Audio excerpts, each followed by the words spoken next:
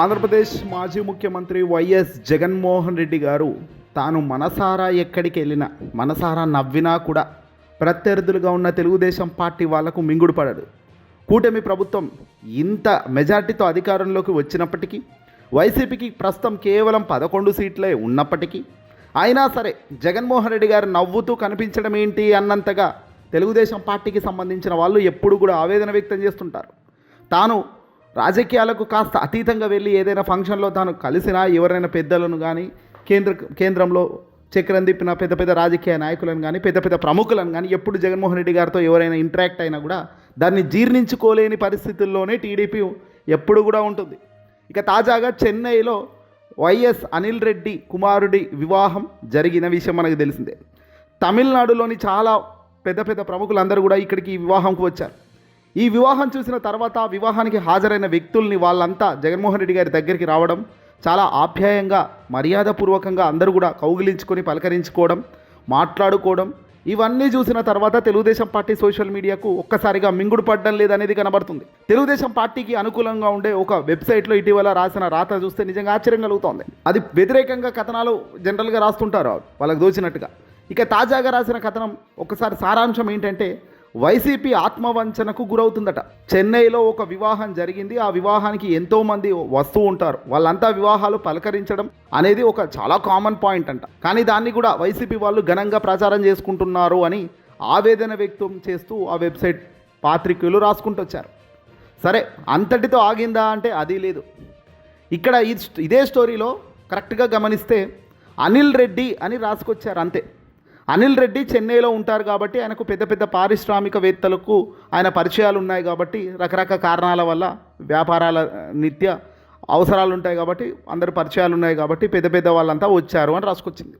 అయితే దానికి జగన్మోహన్ రెడ్డి గారికి ఏంటి సంబంధం అనేదే ఈ కథనం యొక్క సారాంశంగా వాళ్ళు వ్యక్తపరిచారు.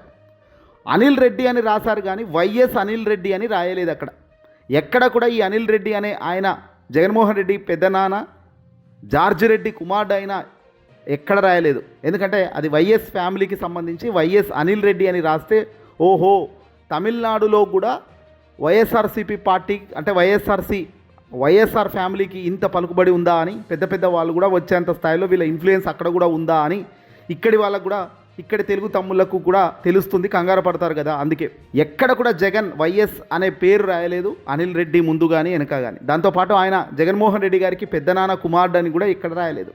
అంటే ఇక్కడ క్లియర్గా అనిల్ రెడ్డి అనే వ్యక్తి ఎవరో చెన్నైలో ఒక పెద్ద వ్యాపారవేత్త, ఆయనకు ఉన్న పరిచయాల కారణంగా వీళ్ళంతా వచ్చారు అని అనుకోవాలి అన్నది ఈ కథనం యొక్క ముఖ్య ఉద్దేశంగా స్పష్టంగా కనబడుతుంది. ఇక స్టాలిన్ కుమారుడు ఉదయనిధి ఒక ట్వీట్ చేశారు ట్విట్టర్ వేదికగా. ఈ ట్వీట్లో ఈ వివాహానికి సంబంధించి ఆంధ్రప్రదేశ్ మాజీ ముఖ్యమంత్రి వైఎస్ఆర్సీపీ పార్టీ అధ్యక్షుడు మిత్రుడు వైఎస్ జగన్ గారి బంధువు వైఎస్ సునీల్ రెడ్డి గారి కుమారుడి వివాహం అని ఆయన రాసుకొచ్చారు ట్విట్టర్ వేదికగా. అంటే చాలా క్లియర్గా మాజీ ముఖ్యమంత్రి జగన్మోహన్ రెడ్డి మిత్రుడు ఆయన బంధువు అనిల్ రెడ్డి కుమారుడు వివాహానికి అని రాశారంటే ఇక్కడ జగన్మోహన్ రెడ్డి గారు వాళ్ళంతా ఎంత ప్రియారిటీ ఇస్తున్నారో అర్థమవుతుంది.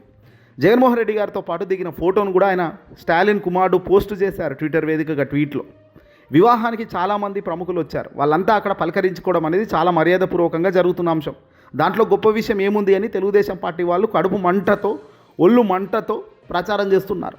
నిన్న జగన్మోహన్ రెడ్డి గారిని తెలుగుదేశం పార్టీకి సంబంధించిన ఎంపీ మాగుంట శ్రీనివాసరెడ్డి కూడా వివాహంలో కలిసి నవ్వుతూ పలకరించి చాలా ఆప్యాయంగా కనిపించారు. దీని మీద కూడా తెలుగుదేశం పార్టీ వాళ్లకు జీర్ణించుకోలేని స్థాయిలో కనబడుతుంది. చింతకాయల విజయ్ చెప్పింది ఇలాంటి వాళ్ళ గురించి, వైసీపీతో పలకరింపులు, వాళ్ళతో కలిసి మెలిసి తిరిగే వాళ్ళను పేగులు తీసి రోడ్ల మీద వేయాలని విజయ్ అన్నారు. ఇదిగో ఇలాంటి వాళ్ళ గురించి అన్నారు. తన తెలుగుదేశం పార్టీ ఎంపీగా ఉండి జగన్మోహన్ రెడ్డి గారి దగ్గరికి వెళ్ళి ఎంత ఆప్యాయంగా పలకరిస్తున్నాడో చూడండి.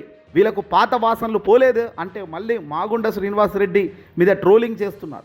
మీరు ఒక పక్కన కామన్ అని చెప్తున్నారు, మరో పక్కన మీ వాడు పోయితేనేమో ఇబ్బంది అవుతుంది. అంటే ఇది ఎంత జీర్ణించుకోలేని స్థాయిలో ఈ జగన్మోహన్ రెడ్డి గారిని చూసినా, ఆయన నవ్వుతూ నిలబడ్డా, ఆయన వద్దకు ప్రముఖులు వచ్చినా, ఆయన వద్దకు పెద్ద పెద్ద రాజకీయాలకు సంబంధించిన వ్యక్తులు వచ్చినా, ఎవరు వచ్చినా ఆయనను చూస్తే మాత్రం ఓర్చుకోలేనంత దారుణంగా వీళ్ళకుంది. ఇక ఇదే తెలుగుదేశం పార్టీకి సంబంధించిన ఎల్లో మీడియాలో ఉన్న ఒక ప్రముఖ పాత్ర ఆంధ్రజ్యోతి పత్రిక కూడా ఈ వివాహానికి సంబంధించి వార్తను కవర్ చేసింది. అయితే ఎంత నీట్గా రాశారో చూడండి. ఇక్కడ జగన్మోహన్ రెడ్డి గారిని తగ్గించేలా ఆంధ్రజ్యోతిలో ఏం రాశారో చూడండి. స్టాలిన్ విజయులతో జగన్ హెడ్లైన్ పెట్టేశారు.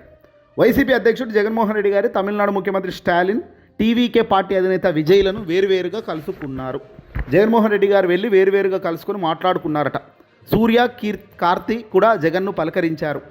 అంటే చాలా సింపుల్గా పలకరించారు. అవును, పెద్దేముంది అన్నట్టుగా రాసుకొచ్చారు. ఇక పలకరించి వెళ్ళిపోయారు అంతే. ఇంకా మళ్ళీ స్టాలిన్ దగ్గరికి విజయ్ దగ్గరికి వచ్చేసరికి జగన్మోహన్ రెడ్డి గారు వెళ్ళి వేరుగా కలుసుకున్నారు అని రాశారు. ఆంధ్రవేత్తలు అంటే జగన్మోహన్ రెడ్డి గారిని ఎంత డౌన్ చేయాలి అన్న దాని మీద వీళ్ళ పని చేస్తున్నారు అనేది దీన్ని బట్టి కూడా స్పష్టంగా అర్థమవుతుంది. గమనించాల్సింది ఏందయ్యా అంటే, రాజకీయాల్లో చంద్రబాబు నాయుడు గారికి జగన్మోహన్ రెడ్డి గారికి ఉన్న తేడా ఏంటంటే, చంద్రబాబు నాయుడు గారు తనకి ఎవరు తెలిసినా తెలియకపోయినా ప్రపంచంలో అందరూ నాకు తెలుసు అనేలా కలరింగ్ ఇచ్చుకుంటూ పోతుంటారు. తెలుసు అని ఆయన ఎప్పుడు నిరంతర సందర్భంగా లేకుండా అవునన్నా కాదన్నా చెప్తుంటారు. కానీ జగన్మోహన్ రెడ్డి గారు వైఎస్ఆర్సీపీ పార్టీ అధినేత వైఎస్ రాజశేఖర రెడ్డి గారి కుమారుడిగా జగన్మోహన్ రెడ్డి గారికి అలా కాదు. తనకి ఎవరు తెలిసారు ఎవరు తెలియదు ఇవన్నీ ఆయన బయట ప్రపంచానికి చెప్పుకోరు. ఆయన తన స్నేహమే రాజకీయమే ప్రత్యర్థి మనవాడే రాజకీయంలో మన టీం ఏంటి ఇదే కోణం ఉంటుంది. ఆ బంధువులని ఆ బయట మెయింటెనెన్స్ చేస్తూ ఆ స్నేహితులను బయట పరిచయాలతో ఆయన తనకు నచ్చినట్టు స్నేహాన్ని కొనసాగిస్తాడే తప్ప చంద్రబాబు మాదిరిగా రాజకీయం కోసం ఎవడిని పడితే వాడిని వాడుకునే క్యారెక్టర్ జగన్మోహన్ రెడ్డి గారికి లేదు. ఇక అలా చెప్పుకోవడం వల్లనే తెలుగుదేశం పార్టీ వల్ల అసలు జగన్మోహన్ రెడ్డి గారికి ఎవరు తెలియదు. ఈ దేశంలో ఎవరితోనూ ఆయనకు పరిచయాలే లేదు. ఆయన ఒక ఒంటరి సింగిల్ పార్టీగా ఉంటాడు, ఎవడేం చేయలేడు అనేటట్టుంటారు. కానీ నిన్నటి వివాహంతో మొత్తం తమిళనాడు ముఖ్యమంత్రి మాజీ ముఖ్యమంత్రి పళని స్వామి టీవీకే తలపతి విజయ్ చిదంబరం మొత్తం అన్ని పార్టీల వాళ్ళు వచ్చి జగన్మోహన్ రెడ్డి గారి దగ్గర అంతసేపు మాట్లాడి నిలబడి చాలా సరదాగా గడుపుతున్న ఆ అమృత దృశ్యాలు చూస్తున్న తర్వాత టీడీపీకి ఎందుకు ఒళ్ళు మండదు, ఎందుకు జీర్ణించుకుంటుంది? సహజంగానే జీర్ణించుకోలేని స్థాయిలో ఉన్న వాళ్ళు ఇవన్నీ చూశాక ఎవడైనా జీర్ణించుకుంటారా? ఈ కడుపు మంటతోనే అడ్డగోలుగా రాసుకొచ్చారు.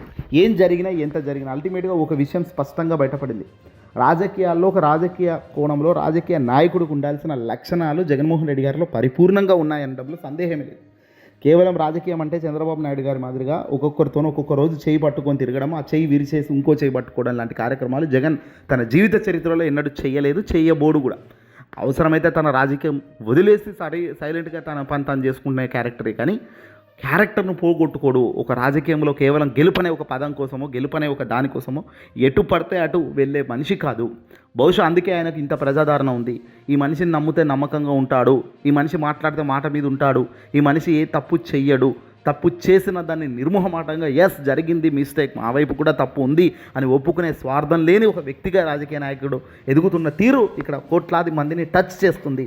వెరాజ్ ఇప్పుడు మీరు చంద్రబాబు నాయుడు గారిని చూడండి, ఎన్ని కేసులు తన మీద ఉన్నాయి, ఎంత అవినీతి ఆరోపణలు తన ఉన్నాయి, ఎన్ని దారుణంగా అడ్డంగా ఫోన్ కాల్ రికార్డులు దొరికాడు, వీడియో సాక్షిగా దొరికాడు, ఎన్ని రకాలుగా దొరికాడు, ఓట్ నైట్ కేసుగా దొరికాడు. తెలంగాణ రాష్ట్రంలో పొత్తులు లేకుండా ఎప్పుడైనా గెలిచాడా? కేసీఆర్తో పొత్తు, కాంగ్రెస్తో పొత్తు, బీజేపీతో పొత్తు, సిపిఐతో పొత్తు, అవసరం తీరితే పొత్తు, అవసరం లేకపోతే మాత్రం చిత్తుగా అందరిని తిట్టడంలో తన సిద్ధహస్తుడు అనేది రాజకీయ చరిత్ర చూస్తే కనబడుతుంది. సత్యం కదా. మరి ఇంతటి దారుణమైన వ్యక్తికి నిజంగా జీర్ణించుకుంటాడా? ఎవడైనా మంచి కార్యక్రమం చేసినా పక్కోడు. ఏదేమైనప్పటికీ కూడా చంద్రబాబు నాయుడు గారు అసలు సొంత పార్టీ కాదు కదా. టీడీపీ అనేది ఎన్టీఆర్ పార్టీ, ఎన్టీఆర్ స్థాపించిన పార్టీని లాక్కున్న వ్యక్తిగా చంద్రబాబు ఆ రోజు నుంచి మొదలెడితే ఈ రోజు వరకు తన రాజకీయ శత్రువులను ఎలా అనగదొక్కాలి, ఎలా మోసం చేయాలి అనే ఆలోచనలతోనే తన అడుగులు ఉన్నాయి తప్ప నిజంగా పేదవాడి బతుకులు మార్చిన ఘనతనైతే కాదు. అలాంటి ఆలోచనలు కూడా చంద్రబాబు ఎప్పుడు చేయడు.